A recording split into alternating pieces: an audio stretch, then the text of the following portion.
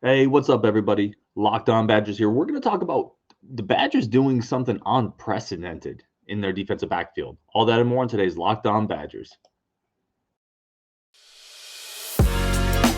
You are Locked On Badgers, your daily podcast on the Wisconsin Badgers.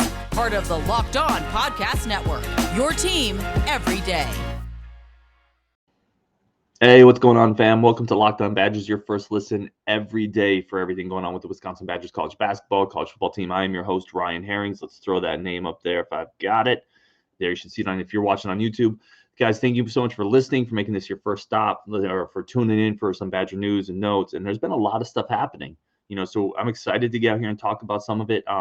Please feel free to listen, like, subscribe. Let us know what you like about it. Let us know what you don't like about it. And again, thank you as always for making this your first listen. We're going to jump right into the Badgers really doing something here that in the defensive backfield that's really amazing, almost unprecedented. And there's nothing I can think of it that would be a parallel to it. So we have word that we had two new commits kind of over the weekend. That since we talked last, one of them was a transfer in, one of them is an offensive lineman. We're going to talk about both of those today. We're going to start with the secondary. So I'm going to mispronounce his name, probably Kamo'i Latu, I believe is how you pronounce it. But someone, if I'm wrong, let me know. I'm going to make sure I do that right coming up.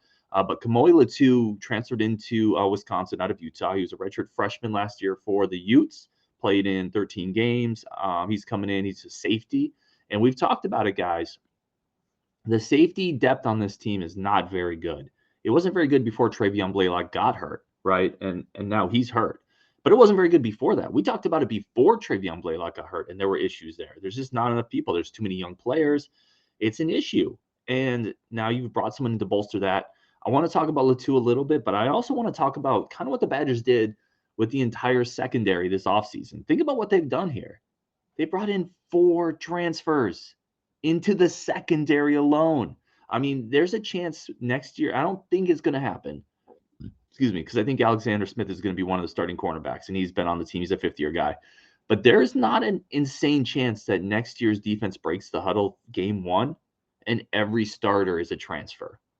Think about that. That's insane, right? Because you have Jay Shaw, who is really the prize transfer of the offseason, coming in from UCLA. He's a corner, second team all Pac-12. Like, he brings some star power, right? You have Cedric Dort, who I really like. He's a little smaller, but he's an SEC guy coming in from Kentucky. He's played a lot. And then you have Justin Clark, who's a sixth-year guy. Sorry, he's played a ton of football out in Toledo. And now you're bringing in Latu, who is a safety. He really fills a huge depth need. He's in line certainly to be in the 2 deep. He might be a starter. I'm just doing some rough math here, but you've brought in Wisconsin has brought in roughly 15-ish years of college football experience right into this defensive backfield. 15 years of seeing opposing offenses, of going through D1 reps and weight rooms, of knowing culture. It's incredible what they've done. They've completely and entirely and wholly and unequivocally redone their defensive backfield just this offseason. I love it too because I think they needed to.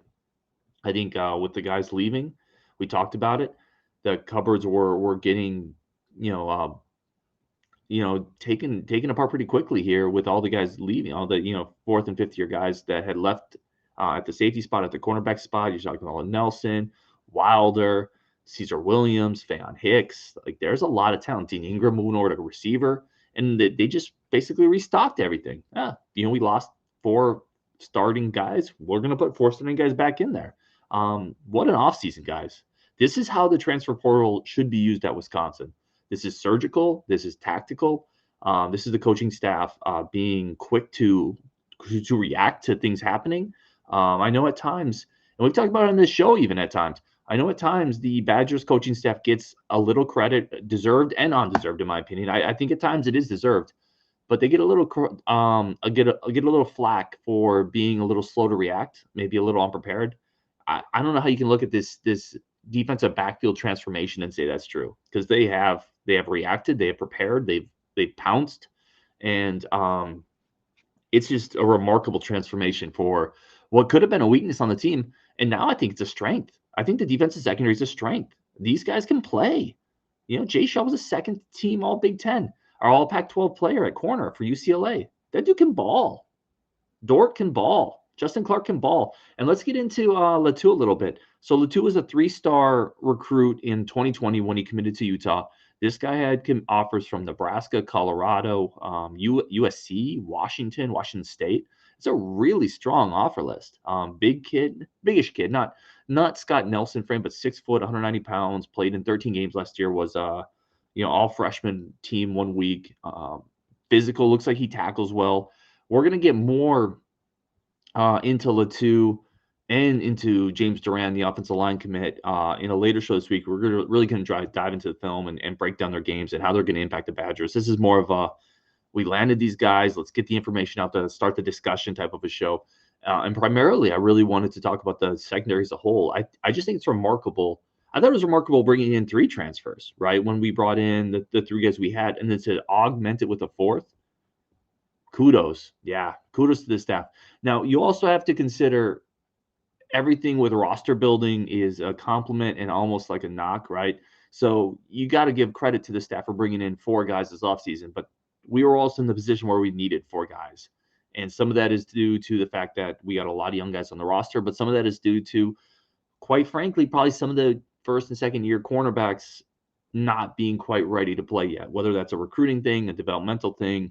I mean, there's a reason we brought in 4 guys, right? And it's not because all of our young players are Deion Sanders. So credit to the coaching staff absolutely for addressing this need, for being quick, for reacting, for knocking it out of the park. I think it's a home run, guys. I think what they did in the defensive backfield is tremendous. However, I think you also have to acknowledge the fact that it's this coaching staff and to some degree, some of the roster building that put us in a position to need 4 transfers. Like I've said it before, I would have left Dean Ingram in the secondary. I don't get the move of taking one of your better cornerbacks with experience and a guy who athletically looked the part. He's a little undersized, but athletically looked the part, and moving him to receiver in a group that I think is actually quietly deeper than people realize. So it's a bit of a double-edged sword there, guys. But just on terms of this move, I think it's awesome. I think what they did by bringing in the 4 transfers is incredible. Again, we're going to get more into Latu later this week. We have a couple guests. We have a guest coming up tomorrow, Justin. We're going to talk about this a little more in depth, and hopefully we're going to get John Garcia, the Sports Illustrated recruiting director, back on to dive into his game a little bit more. But A+ on getting the transfer guys in here, guys, big time. Now, coming up, we're going to talk a little bit about the offensive line commit. Is this the signal of a new recruiting philosophy for Bostad taking over from Joe Rudolph? Hope you guys stick around for that. Today's show is brought to you as per usual by Built Bar, who is just a powerhouse in the nutritional industry, guys. I talk about it all the time. I have the reoccurring buy set up on Amazon, right? So my brain doesn't have to think about anything. It just comes once a month, my Built Bar variety pack, and I power through them. 130 grams, 130 calories, 4 grams of sugar, 17 to 20 grams of protein. They have bars that are ridiculous, like amalgams of flavors that you didn't know could exist on this planet. Things like cinnamony churro, marshmallow puffs, with protein infused. Like, these things sound like science fiction, nutritional world stuff, but it exists. It's real. It's delicious. It's healthy. It's my sidekick, my companion on this health journey. Guys, you have to jump on board, right? This is something that's helped me out a lot. And it's something that has become a big time part of the Locked On culture. Everyone here loves it. We rep it and we talk about it because we use it. It's something that we have benefited from at Locked On. So go to the website, go to built.com, promo code LOCK15. That's how they're going to know we sent you. And you get 15% off your order. Promo code LOCK15 for 15% off your order at built.com. Thanks, guys, again, for making Locked On Badgers your first listen every day. Appreciate y'all as we built this community. Let's jump into the next thing we want to talk about. So Wisconsin, we talked about the transfer. Wisconsin also got a commitment from an out-of-state offensive lineman. This is the second commitment in the 2023 class. It's a class that has started slowly. We've talked about it. It is still the lowest ranked class in the Big Ten by just about any measure. They're pretty far behind in a lot of ways, both the number of recruits and kind of in the star power of it as well. But let's talk about James Durand.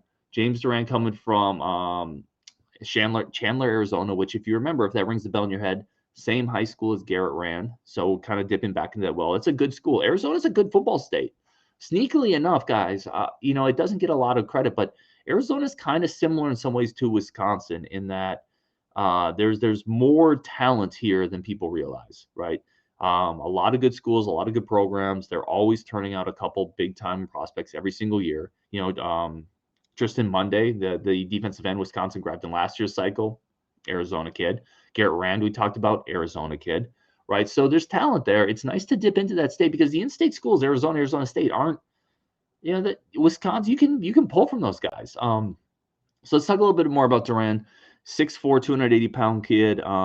Plays, like I said, Chandler, Arizona, which is the same school as Garrett Rand. That's a big-time school. In a big-time school district, they play in the 6A, which is the highest, toughest region in Arizona. They're playing schools like Chandler, which is always a powerhouse. Gilbert, a powerhouse. So he's playing against good guys, against good competition, at least as good as you're going to find at a typical high school level. And physical guy. This is something that I find interesting in the sense that this is Bob Bostad's first commit as the offensive line coach. This is somebody who he reached out, he found, he targeted, and it differs a little bit in some ways from some of the kids that Joe Rudolph was on. Joe Rudolph brought in so many 6'7", 6'8", 6'6", long arm guys, and he just said, I'm going to play them wherever I can play them. I think Bostad is going to go back to really targeting 6'4"-ish interior guys, and that's where I want them. And my 6'7" guys are going to be on the edge. And this roster is so full of, and this isn't a knock, like this is a good thing, right? This roster is so full of 6'6", 6'7" athletic tackle types. But there's just not a ton of the 6'4" maulers, like the cement truck types, right? And that's kind of why in last year's class, if you go back a little bit, losing Carson Hinsman, who is really more that interior guy, Billy Schrouth, who's really more that interior guy, losing those guys to Notre Dame and Ohio State hurts because we don't have a ton of those dudes on the roster. You look at a guy like James Durand coming in. This is again the second commit in this class. Excuse me. He's a 6'4", 280-pound dude. Like he's never going to be a tackle at Wisconsin, and that's fine. Right? Like we get it. The tackles get the 4- and 5-star rankings. The tackles get the first-round draft status. The tackles get the $180 million contracts, right? If they're incredible. But you need two guards and a center too. And I think that's kind of where Joe Rudolph maybe, I don't want to say missed the ball at all because he brought in incredible talent. But I think maybe didn't diversify enough. Like you need a couple dudes who can be just short, stout road graders. I don't think you want a line of 6'7". So Durand coming in again. We're going to get more into Durand's film later this week. We have a couple guests coming up that we're going to talk football, basketball. We're going to talk recruiting. We're going to talk both of these new commits. And we're going to dive deeper into it. I wanted to keep this a little more topical, just light, kind of talk about Bob Bostad, maybe recruiting philosophies. But I do want to break it down just a little bit. So what do I see when I watch Durand on film? He is light, pretty nimble, mobile. He's good on his feet. He is not a sloppy 280 pounds. He moves really well. Like he pulls. You know what I like? Here's what I like. Here's what I really like about watching Durand's film. He's playing guard in high school. So many guys, because they're the meanest, best player on their team, right? If they're a Division I dude, they're almost unequivocally the best offensive lineman on their team every time. So they play tackle no matter what. I like the fact that I'm watching Durand and he's playing some guard. He's pulling from the guard position. That's where he's going to be in college. I get why every high school you put your best offensive lineman at left tackle. Of course you do, right? Like you're protecting your quarterback, but it's Durand playing guard in high school and watching him get out in space, pull around, lead a running back. I'm like, I could see that at Wisconsin. That's what he's going to be asked to do. Again, pretty mobile, pretty light. He hits targets well. He is a finisher. So you talk about guys playing to the whistle. This dude plays until the whistle has faded and the referee has dropped the whistle back into his pocket. Then he's done. Like he really buries people if he can. If he doesn't have anybody on him, his head is on a swivel. He's looking for someone to knock to the ground, someone where he can go help double team. And he really does try to put people in the dirt. Like he has a tenacity, a mentality. I think that offensive linemen need. You can tell on film it's there. I find that impressive. I find that refreshing. Now, he's not big right now. Like he's gonna, obviously all high school kids got to hit the weight room when they get to college. He's gonna have to put on a decent amount of weight and strength. You can tell like he's not as powerful in his high school film as other high school recruits we've seen that are just blowing people up. He's got a little bit more growing strength to add. Obviously, I like the commit. He looks like a really solid player. I think the 3-star ranking is probably pretty accurate. He's got Arizona, Colorado, I want to say Iowa State. I wrote them all down. But a solid offer list, but nobody that I would call blue blood. I think Cal is another. So, academically, he's on point, right? If he's getting a Cal offer, a Wisconsin offer. So academically, it's there. I do like the fact that, again, he's got kind of that interior build. Like, this is a guy you don't have to project how's his 6'7" frame going to look at guard or center. Like, he's a 6'4" dude. He's going to play guard almost 100%. And I like how he moves. I think if you get this dude in Madison, you get him in a weight room. And again, these guys are verbal commits, so you never really know. Like, all the chances.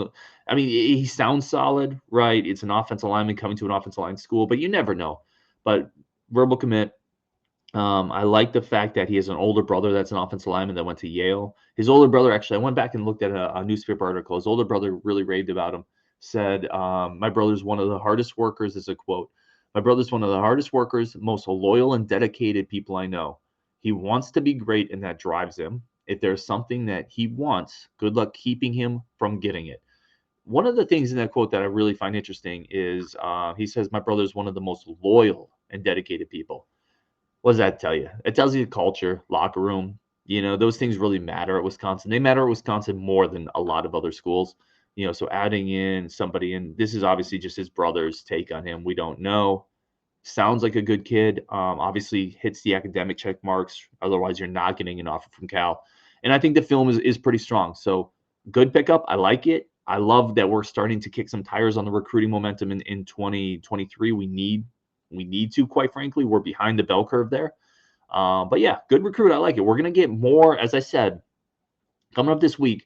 We have Justin Jolka coming on. We should have John Garcia coming on, the Sports Illustrated recruiting director.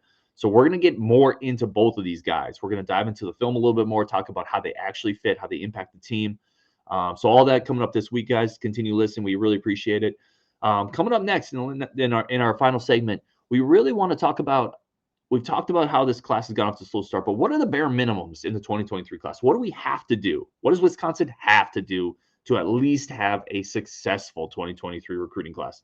All that coming up on Locked On Badgers. Today's show is also brought to you by BetOnline. BetOnline remains your number one source for all your sports betting needs and information. It is a one-stop shop, guys. And the thing I love about it right now specifically is this is one of the best times to go to BetOnline and have some fun with futures, have some fun with wagers. Like, baseball started, but it's not so deep into it that we know exactly what's going to happen. So you can take a team that's been undervalued, hasn't played well, and bet on them to win the division. Football hasn't started yet. The draft has happened, but now you can really start laying those football futures. Who do you think is going to win the AFC, the NFC North, the AFC East? Right? Is this the year the Bills break their Super Bowl, like their great slump that everyone talks about? Like, this could be the year the Bills win the Super Bowl. If you think that, lay that money. They got an excellent team. Again, I'm on the Niners. Like, I'm a Trey Lance guy. I think they almost won the NFC last year with Jimmy friggin' Garoppolo. Trey Lance is better than him, guys, and you can get great value on them. And then you have the NBA playoffs going on, right? Do you think Ja Morant is gonna somehow trip up Golden State? Are you in on Philly now that Joel Embiid is back? So it's just a wonderful time, guys. Go to BetOnline, have fun with all that. The website's easy to use. BetOnline, where the game starts. All right, guys. Thank you again for making Locked On Badgers your first listen every day. Let's finish up this show. And again, appreciate everybody coming by, everybody listening. You guys support, everyone that subscribes. I can't tell you how much it means to me. I truly, truly, truly, truly appreciate it. Appreciate y'all. We're going to talk about the 2023 recruiting class. What needs to happen in this class for the Badgers to be successful? It's not going to be a good class, guys. Just in terms of where the Badgers have been the last several years, if you're going to, at the end of this, I think you're going to look at this class and it's not going to be ranked super high. I think the ceiling is probably 6th or 7th in the Big Ten. But knowing all that, I don't think it's going to be a great class. And I've had previous shows that talk about why I think that is. But what are some things that we have to do? Even if it's not going to be a highly ranked class, I'm going to give you a couple things I think Wisconsin needs to do in this class to at least tread water, right? The first is they have to land a quarterback with some tools. Okay, straight up. We've talked ad nauseum about Graham Mertz. We talked ad nauseum about the quarterback depth chart. and how little proven talent is, quite frankly, there. It's one of the reasons I wanted them to get a transfer quarterback this offseason. There's just not enough answers there. You need multiple answers if possible. And I know it's not realistic to have multiple starting level quarterbacks in your roster at all times, but you need somebody who can come into a game if your starter gets hurt and run the offense for 2 quarters, right? And I don't even think we have that right now. So you need in this class, because last year's class, if you remember, we got Miles Burkett, the in-state kid, and I think he's a high floor guy, a lot of intangibles. I don't know if we have another guy on the roster with the tools to be a potential high-level quarterback. I think you follow up Miles Burkett, you find a guy who may not be as refined, who may have a higher bust factor, but find somebody who has some tools that could elevate the room if he hits. I think it's a big deal. I think you have to raise the ceiling in the quarterback room. And I don't know if Miles Burkett is that guy. He might be. Like, certainly it's just my opinion. I think he's more of a high floor guy. So you need a quarterback with some tools, in my opinion. Here's a big one. You got to get, I think it's 2 running backs. I think you have to bring in 2 running backs, guys. Look at the depth chart, right? Ches Malusi was injured last year. Isaac Guerrero can't stay healthy. Wisconsin didn't land a running back last year, guys. They brought in Kamo'i Latu, who we think is he's going to start at running back, but he was an athlete. They didn't bring in a pure guy. You have Braylon Allen for this year and next year. He got dinged up a lot last year. This is just a group. Julius Davis has dealt with injuries essentially since high school, right? This is just a group that desperately needs bodies, and it's Wisconsin. We run the ball. I think you need 2 running backs. It doesn't have to be 4-star guys. Absolutely not. You know, Wisconsin's got a ton of mileage out of 3-star guys, but you need 2 bodies. I think you need 2 guys who project not to be a fullback, not to be an athlete, who are legit running backs. Period. You have to bolster the room, and that might just mean bringing in 2 guys and you redshirt both of them. That's fine. You need more numbers at the position because Braylon Allen's coming up on his sophomore year. He's not staying past his junior year, guys. Like, he's an NFL dude. Right, you only add him for this year and next year, and then what else do you have in the stable? By that time, Ches Malusi will be gone too, right? So we don't know if Cade Yakameli's a hit or not. You need a couple bodies there. Moving on, I think you need 2 good interior offensive line prospects, and we already got one, right? We talked about Durand. I think you need another one. There's a ton of tackles on this team. We've talked about them all the time. There's 4 or 5 legit young tackles that I think most people think are really high upside guys. And some of them are probably going to end up transferring, by the way, because there's not enough spots. But what we don't have is a plethora of good young interior prospects. I think you need to land two guard type offensive linemen this year. And you already got one, which is awesome. Durand is one of those dudes. I think he's a solid pickup. Not a 4-star guy. I don't think the film backs up a 4-star guy, but it's definitely a solid 3-star guy. Good foundational piece. I love it. I think we need one more. Here's a great one. I probably should have led with this one. What was our first topic this show today, guys? It was needing to bring in 4 transfer defensive backs, right?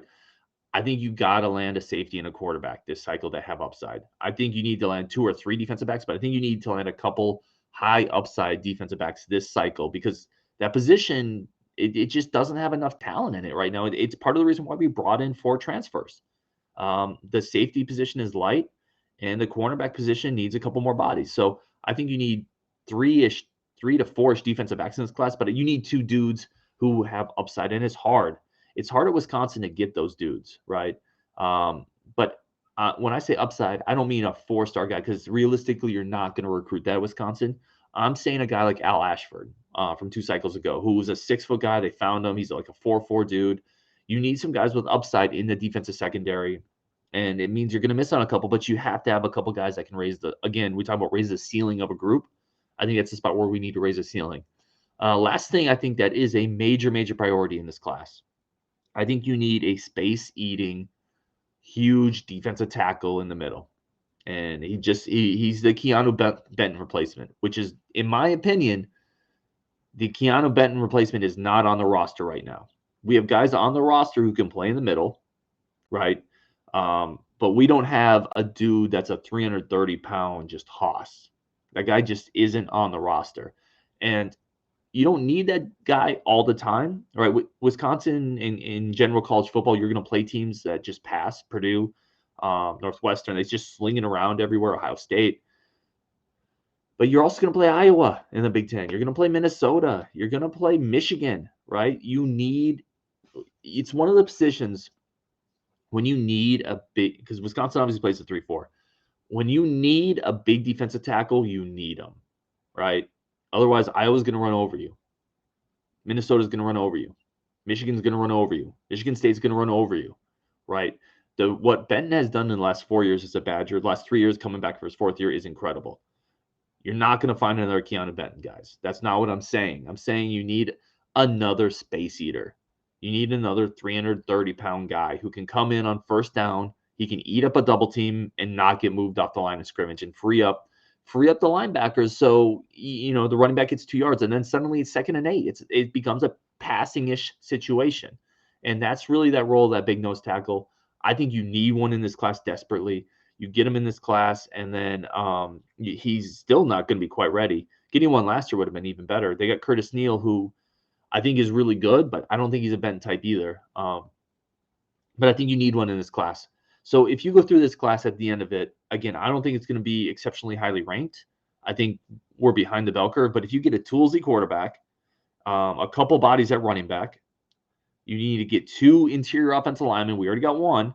A couple high upside defensive backs just with some raw athletic tools.